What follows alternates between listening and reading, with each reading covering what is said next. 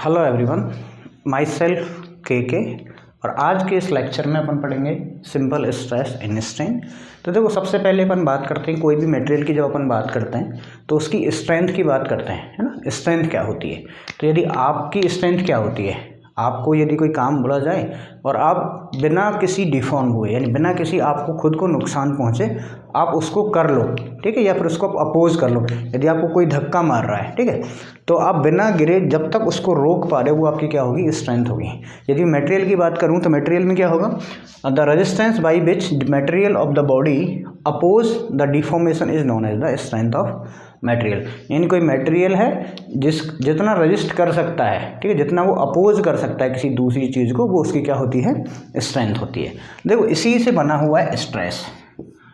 Strength से ही related करके अपन पढ़ते हैं स्ट्रेंथ को, कि the resistance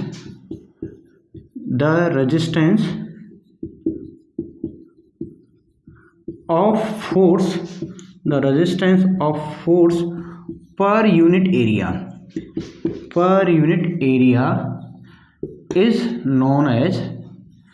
is known as stress।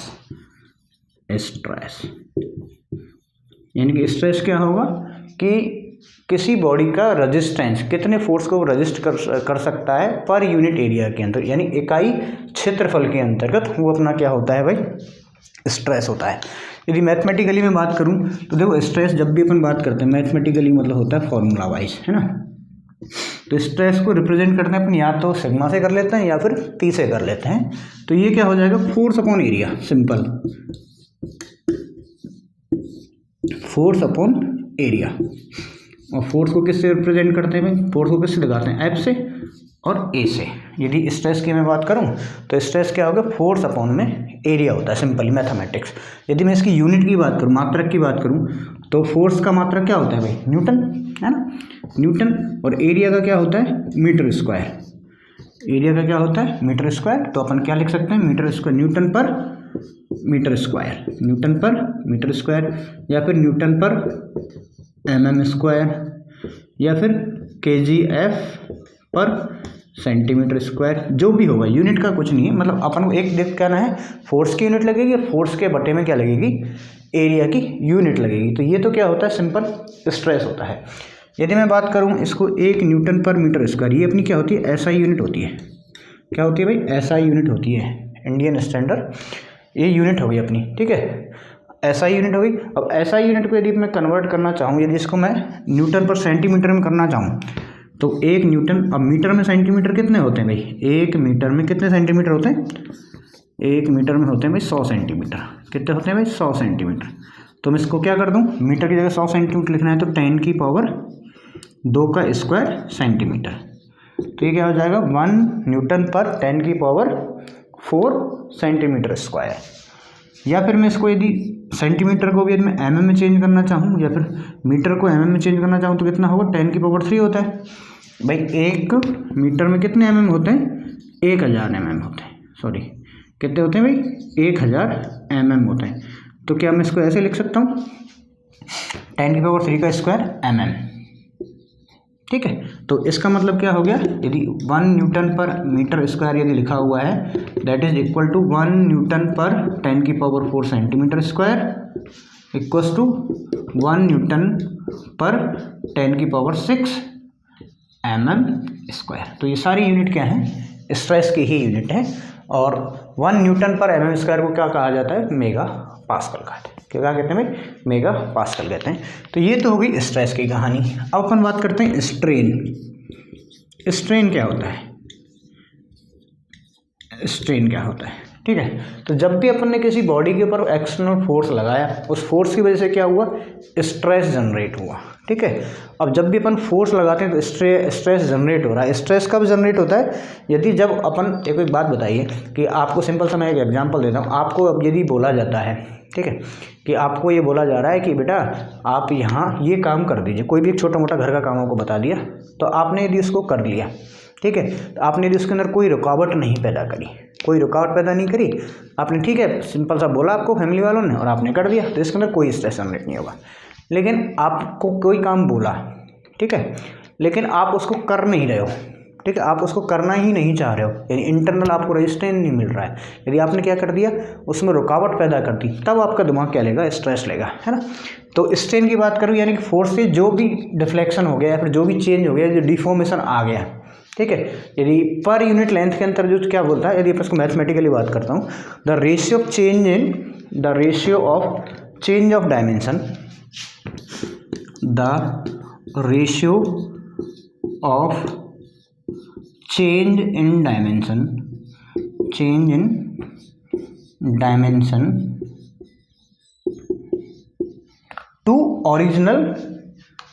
To the original dimensions is known as the stress, is known as, इसको लिख दो चाहो तो, is known as strain। Simple यदि मैं बात करूँ, यदि कोई एक बार है, बार की बात करते हैं, जैसे कि ये कोई सिंपल मैंने एक बार बना दी और बार की जो लंबाई है वो क्या है, एल है, बार की जो लंबाई क्या है, एल है, और यदि इस पर कोई अपन ने फोर्स लगाया, इसके ऊपर अपन ने कोई फोर्स लगा दिया, यानी कि एक टेंसाइल फोर्स लगाया, दोनों तरफ पकड़ के खींच लिया, और खींचने की वजह से इसकी लेंथ क्या है, बढ़ गई थोड़ी सी, ठीक है, तो और ये बढ़ गई अपनी डेल एल, यानी कि डेल एल क्या बढ़ गई लेंथ, ठीक है। तो क्या लिखा हुआ, चेंज इन डायमेंशन, तो चेंज कितना हुआ भाई, डेल एल चेंज हुआ अपॉन में ओरिजिनल डायमेंशन, ओरिजिनल लेंथ कितनी थी, एल, तो ये क्या हो जाएगा भाई, स्ट्रेन, ये क्या हो जाएगा भाई, स्ट्रेन, यानी कि चेंज इन डायमेंशन अपॉन में ओरिजिनल डायमेंशन, या फिर लंबाई के अकॉर्डिंग बात करूंगा तो चेंज इन लेंथ अपॉन में ओरिजिनल लेंथ यदि आप निकालना है तो क्या हो जाएगा, स्ट्रेन हो जाएगा।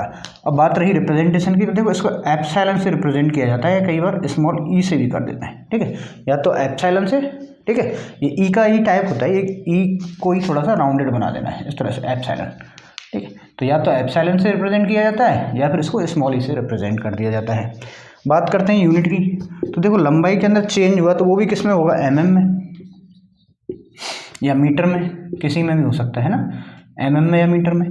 उसी तरह से टोटल लंबाई भी किस में होगी, एमएम में या मीटर में, तो एमएम में या फिर मीटर में, तो ये तो दोनों कैंसिल आउट हो जाएगी, तो यानी इसकी यूनिट क्या रहेगी, ये क्वांटिटी कैसी है, यूनिट लेस है,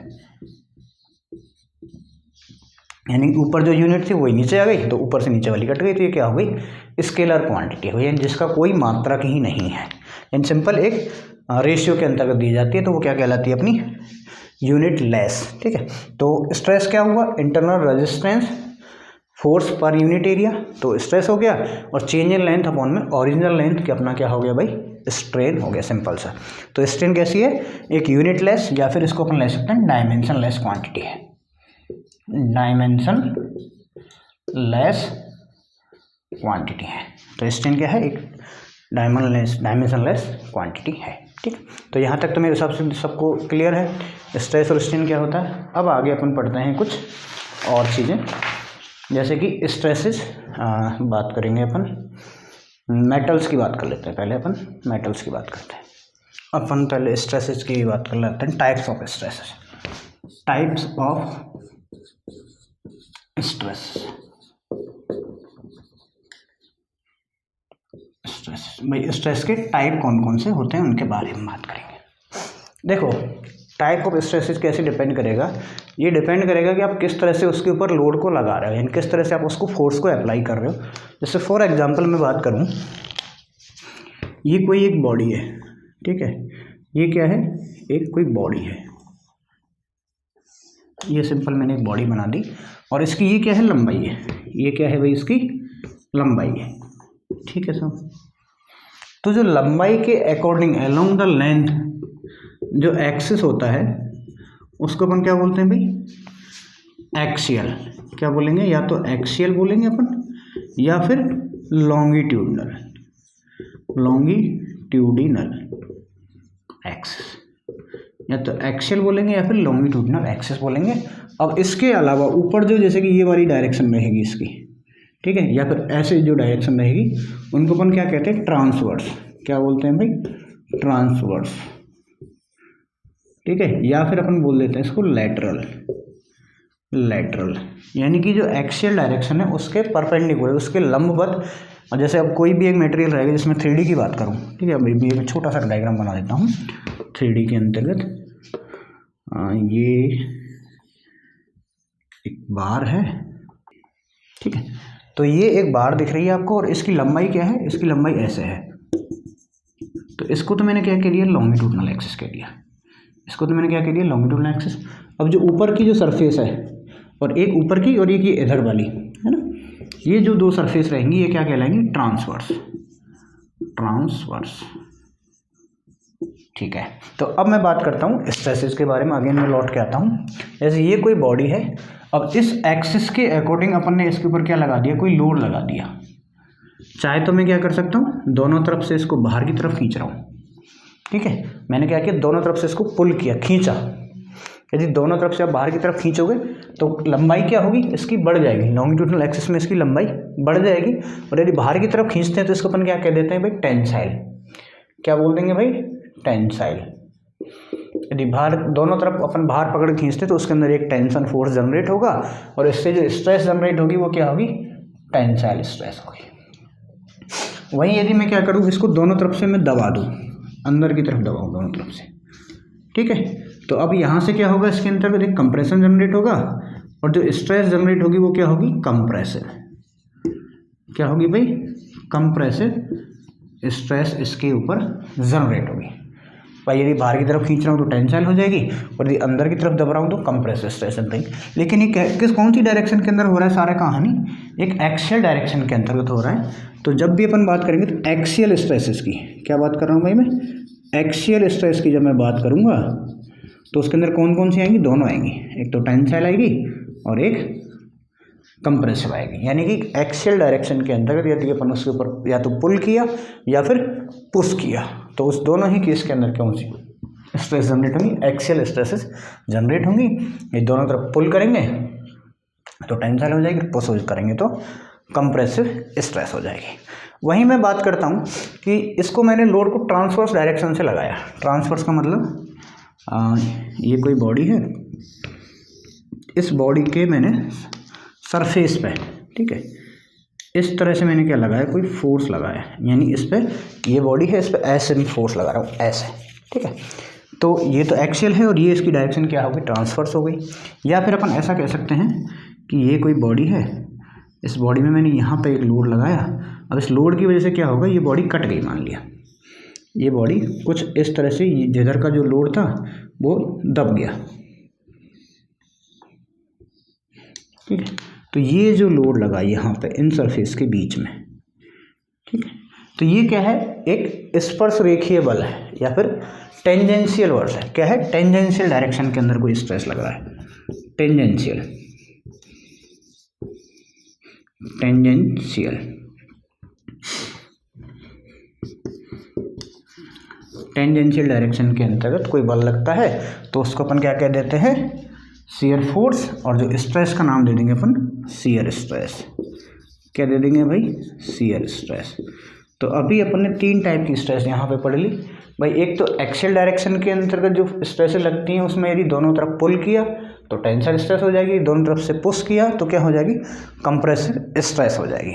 और यदि शियर लगा यानी लॉन्गिट्यूडनल डायरेक्शन यानी टेंजेंशियल डायरेक्शन के अगेंस्ट में जो लगा तो उसको अपन क्या कह देते हैं भाई, शियर स्ट्रेस कह देते हैं। ये सिंपल सी बात है, ठीक है। इसके अलावा यदि कोई चीज़ है, कोई मटेरियल है, ये मटेरियल है, इस मटेरियल के ऊपर कोई प्लेट लगा दी अपन ने और इसके ऊपर अब कोई लोड लगा दिया तो यानी कि पूरा पोर्शन क्या हो रहा है, दब रहा है इससे, ठीक है। तो यहाँ जो स्ट्रेस जनरेट होती है उसको अपन बोल देते हैं बियरिंग स्ट्रेस। क्या बोलते हैं भाई, बियरिंग स्ट्रेस, यानी कितना ये सहन कर पा रही है उसको अपन क्या बोल देते हैं भाई, बियरिंग स्ट्रेस बोल देते हैं। और एक स्ट्रेस और पढ़ते हैं अपन नॉर्मली, टॉर्जनल स्ट्रेस। क्या पढ़ते हैं भाई, टॉर्जनल स्ट्रेस। तो टॉर्जनल का मतलब क्या होता है, यानी देखो अब यही बॉडी है, इसी बॉडी को मैं अगेन बना लेता हूँ। यहाँ पे ये एक बॉडी है, इसको भी अपन 3D में बना लेते हैं, ठीक है। ये एक बॉडी बना दी मैंने और ये इसका जैसे कि सेंटर है, इस बॉडी का जो सेंटर है वो यहाँ से है, ठीक है।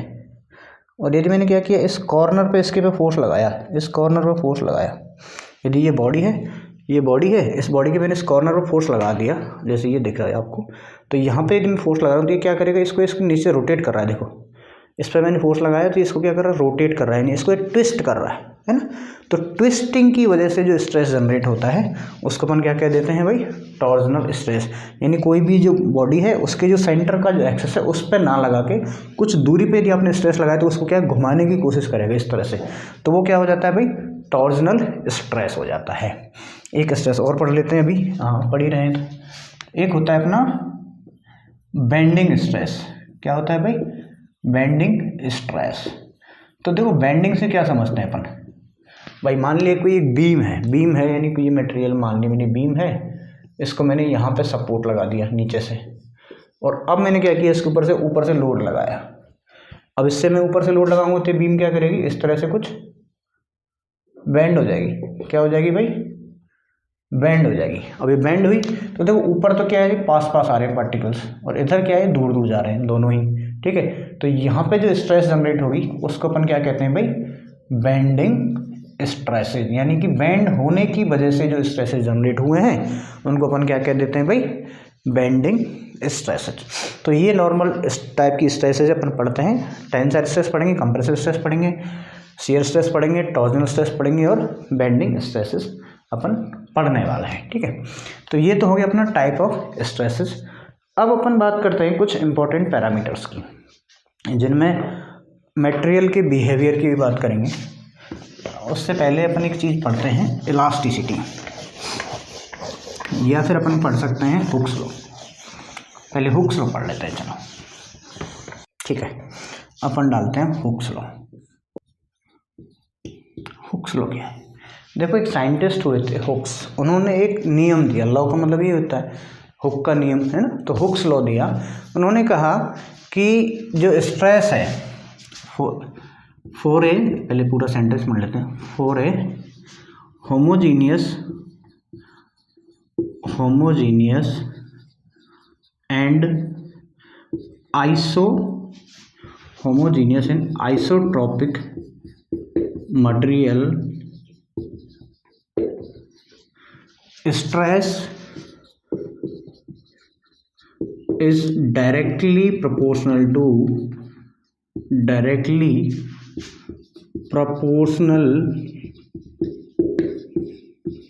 to strain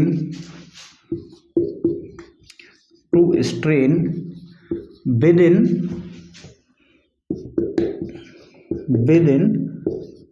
elastic limit, और proportional limit, ठीक है।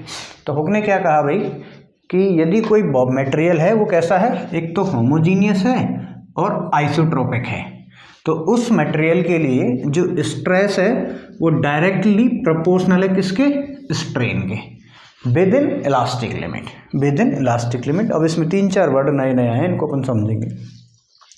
पहले स्टेटमेंट के अकॉर्डिंग ले लिया हूँ कि भाई स्ट्रेस को किससे डिनोट करते हैं, सिग्मा से। प्रोपोर्शनल का मतलब क्या होता है, समानुपाती, किसके है, स्ट्रेन के। ये है अपना हुक्स लॉ, ये दिया था अपने हुक्स भाई साहब ने, ये लॉ दिया था हुक्स लॉ, ठीक है। अब उससे पहले समझते हैं कि इसने जो वर्ड यूज किए हैं होमोजीनियस, ठीक है, उसके बाद में मैं इस पर आऊँगा हुक्स लॉ पे again.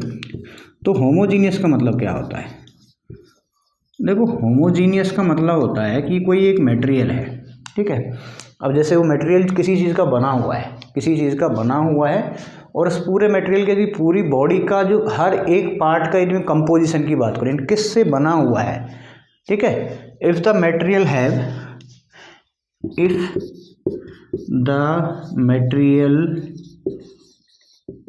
Have same composition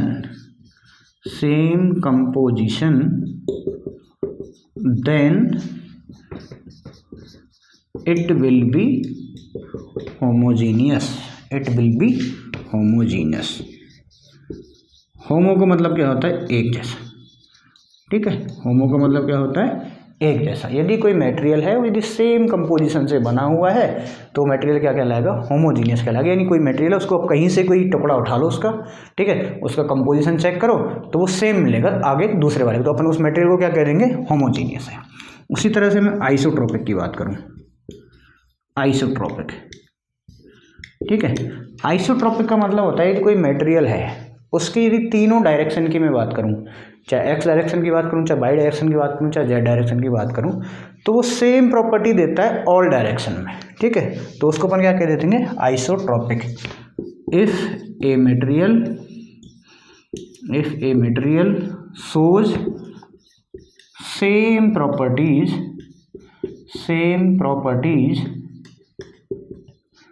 in all directions, it will be isotropic। तो वो क्या होगा भाई, अपना आइसोट्रोपिक मटेरियल होगा, ठीक है। यदि कोई मटेरियल है उसकी यदि अपन हर एक डायरेक्शन की प्रॉपर्टीज़ को देखें और वो सेम प्रॉपर्टीज दे रहा है हर एक डायरेक्शन के अंतर्गत, तो वो मटेरियल क्या हो जाएगा, मेरा आइसोट्रोपिक हो जाएगा, ठीक है। फिर अपन आते हैं डायरेक्टली प्रोपोर्शनल टू स्ट्रेस और स्ट्रेन। तो देखो प्रोपोर्शनलिटी का साइन ये आ गया, stress is directly proportional to strain, और जब भी अपन इस प्रोपोर्शनल कांस्टेंट को हटाते हैं यानी इस साइन को हटाते हैं तो वहाँ पे क्या हो जाता है, एक कांस्टेंट आ जाता है, वहाँ क्या हो जाता है, एक कांस्टेंट आ जाता है। तो मैंने यहाँ पे कांस्टेंट लिख दिया ई, ठीक है, तो सिग्मा बराबर क्या हो गया, ई एप्सिलॉन, और यहाँ पे ई जो है इसको बोला जाता है मॉडुलस ऑफ इलास्टिसिटी और यंग्स मॉडुलस,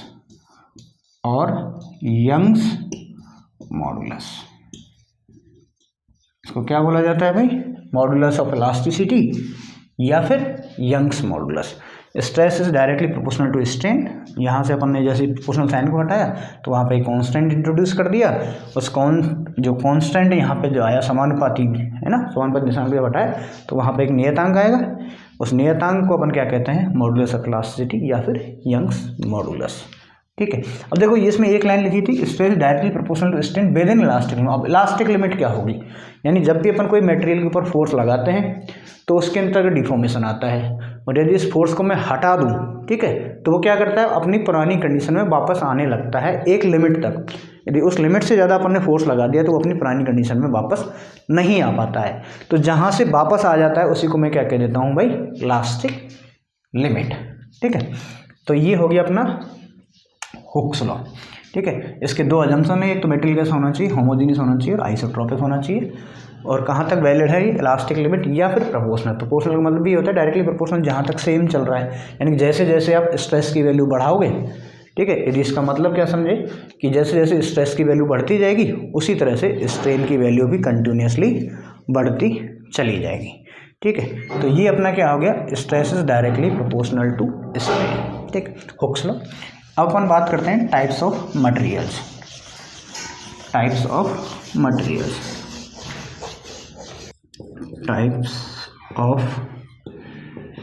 मटेरियल बिहेवियर,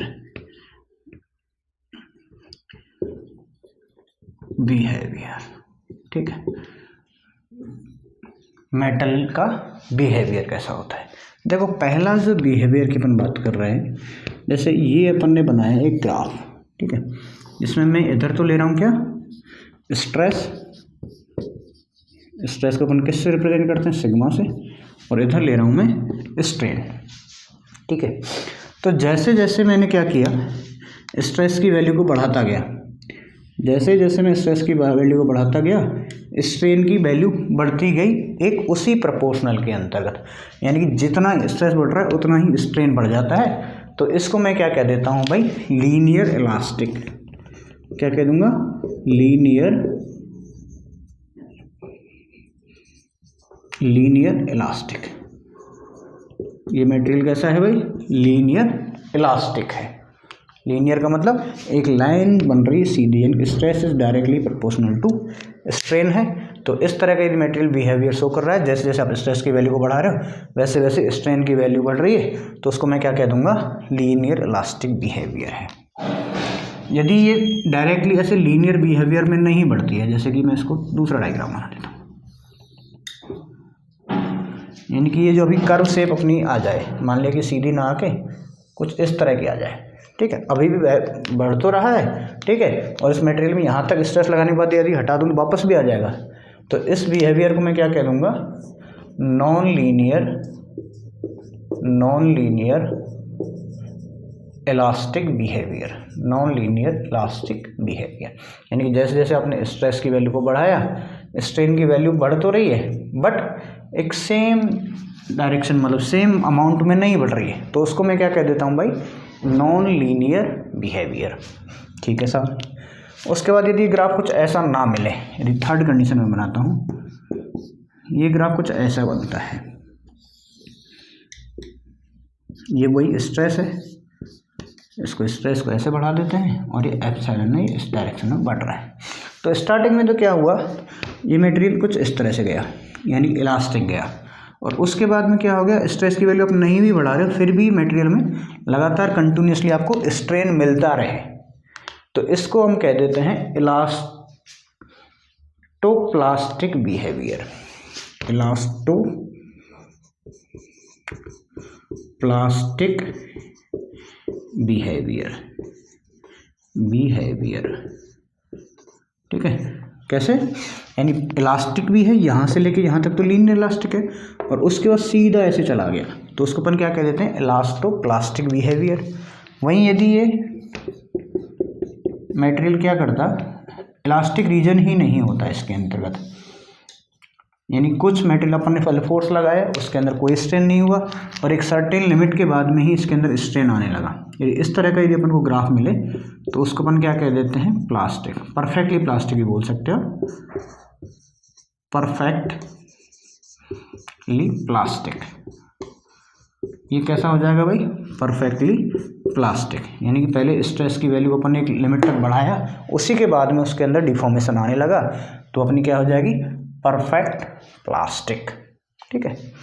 अब यदि एक मैं और डायग्राम बनाता हूँ, ये 5वें नंबर का है, ठीक है,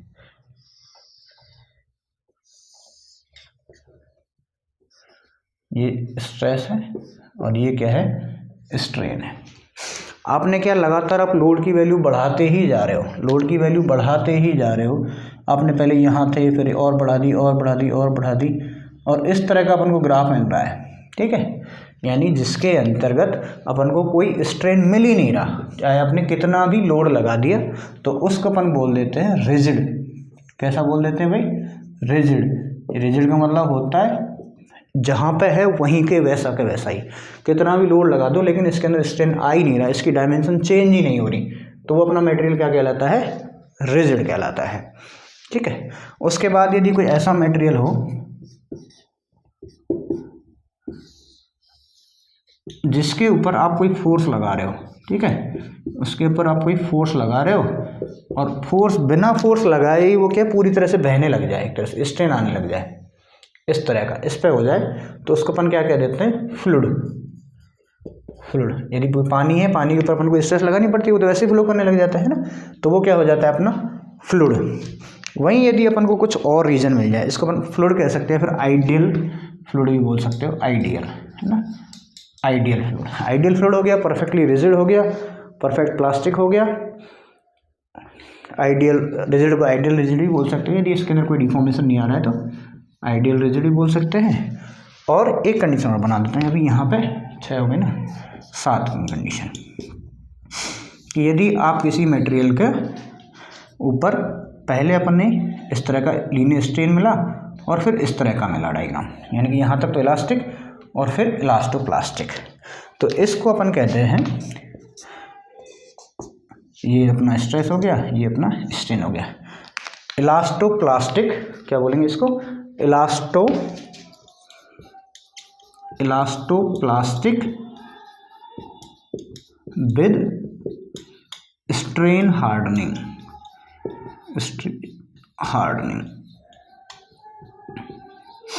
यानी कि डिफॉर्मेशन प्लास्टिक तो है, लेकिन जैसे आप स्ट्रेस की वैल्यू नहीं बढ़ाओगे तो डिफॉर्मेशन आना बंद हो जाएगा। तो स्ट्रेन कंटिन्यूसली तभी बढ़ेगा जब अपन स्ट्रेस की वैल्यू को कंटिन्यूसली इंक्रीज करते हुए चले जाएंगे। ठीक है, तो बहुत सारे मटेरियल हर अलग अलग तरह का बिहेवियर शो करते हैं। तो 5 बिहेवियर आपको याद रखने। यदि स्ट्रेस की वैल्यू मैं बढ़ाता हूँ और जैसे जैसे स्ट्रेस की वैल्यू बढ़ा रहा हूँ वैसे वैसे स्ट्रेन की वैल्यू बढ़ जाती है, तो उसको मैं कह देता हूँ लीनियर इलास्टिक है।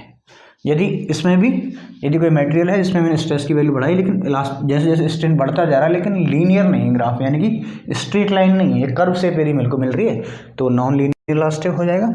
यदि कोई मटेरियल ऐसा है पहले तो इलास्टिक की तरह बढ़ता है फिर परफेक्टली प्लास्टिक हो जाता है। ठीक है, यानी कि आप स्ट्रेस की वैल्यू मत बढ़ाओ तो भी स्ट्रेन की वैल्यू कंटिन्यूसली आपको मिलती रहेगी, तो इलास्टो प्लास्टिक बिहेवियर हो जाएगा। या फिर कोई मटेरियल ऐसा है पहले अपन ने कोई स्ट्रेन लगाया, जीरो लगाया तो कुछ नहीं हुआ, एक सर्टेन लिमिट के बाद में उसमें डायरेक्टली स्ट्रेन मिलने लग जाए तो उसको अपन परफेक्टली प्लास्टिक बोल देंगे। उसके बाद कोई एक ऐसा मटेरियल हो जिसके अंतर्गत आप कितना भी लोड लगा लो उसके अंदर कोई स्ट्रेन ही नहीं आ रहा, उसके अंदर कोई डिफॉर्मेशन ही नहीं आ रहा, तो आइडियल रिजिड हो जाएगा। एक ऐसा मटेरियल जिसमें आप मामूली सा या नेग्लिजिबल स्ट्रेस भी लगाओ और उसके अंदर परमानेंटली क्या होने लग जाए, डिफॉर्मेशन हो जाए, उसको अपन आइडियल फ्लूइड कह देंगे।